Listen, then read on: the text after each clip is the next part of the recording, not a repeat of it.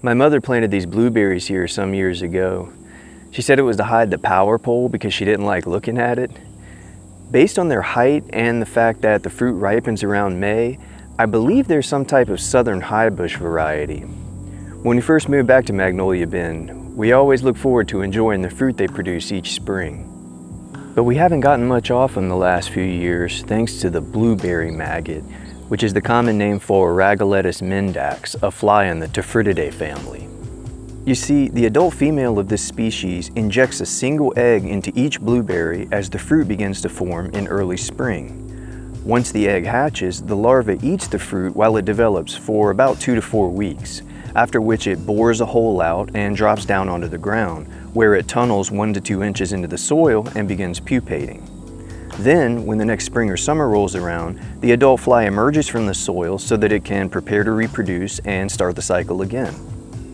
I had actually noticed that something was amiss last year, so I tried to pick apart a few berries and see what was inside. But there wasn't anything in them because the larvae had already drilled their way out and fell onto the ground. So I did what I always do. I researched the problem and discovered the culprit.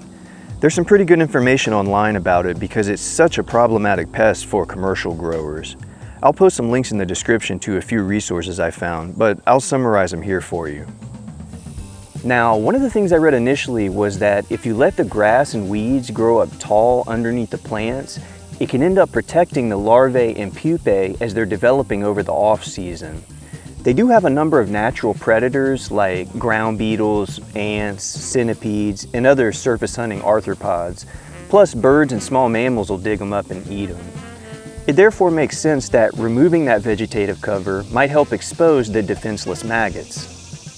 So Kiyomi and I came out here in mid-March and tried to clean the area up a bit.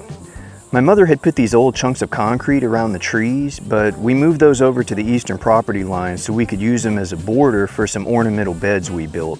I'm going to show you all that in an upcoming video. But once we had those out of the way, we were able to get in there and pull all the grass and other weeds out. Then we took some of these wood chips that were conveniently located right here next to it and laid a thick layer of them under the trees as a mulch.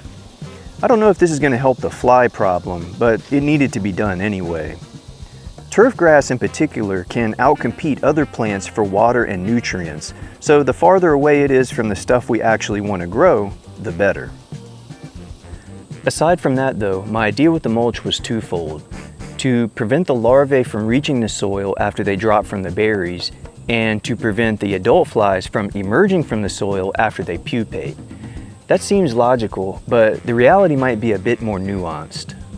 I found this really good article from the Michigan State University Extension, which states that a heavy layer of mulch might serve as a physical barrier, but it may also reduce the number of predators scouring the area for the larvae. I guess we'll see next spring if this even helped at all.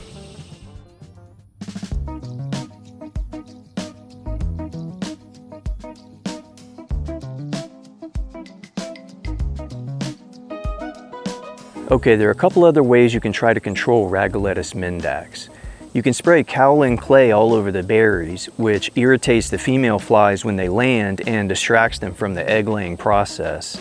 It's a very effective deterrent according to the MSU article, so we might look into that in the future if we continue to have problems. I think neem oil can be used in a similar way to a lesser effect. As you might guess, most commercial growers just use insecticides, but they only work against the adult flies because the larvae are protected by the fruit and the pupae are hidden in the soil. So you have to spray the insecticide at just the right time when the adult flies have sexually matured and are trying to oviposit their eggs. They make these sticky traps that you can use to catch some adults and see when the right time to spray is. We're not going to use any pesticides like that here, but I did want to mention it. Although we only got a handful of blueberries from our trees this year, there was a consolation prize. We've been working on clearing some new trails back in the woods, and a side effect of that was gaining access to a bunch of wild Elliott's blueberries that are growing in there. Their fruit is a lot smaller than a commercial blueberry, but they taste great and there's a lot of them back there. One interesting thing I noticed is that only a tiny percentage of the wild blueberries in the woods were infested with the blueberry maggot. I don't know if they're simply not as preferable as a host, or if there are too many predators back there or what, but it's good to know that we can go and harvest some of those even if we suffer a total loss with our intentionally grown blueberry plants. Anyway, that's all I really wanted to talk about in this one. I'll let you know next year how the mulching strategy pans out, then we'll go from there.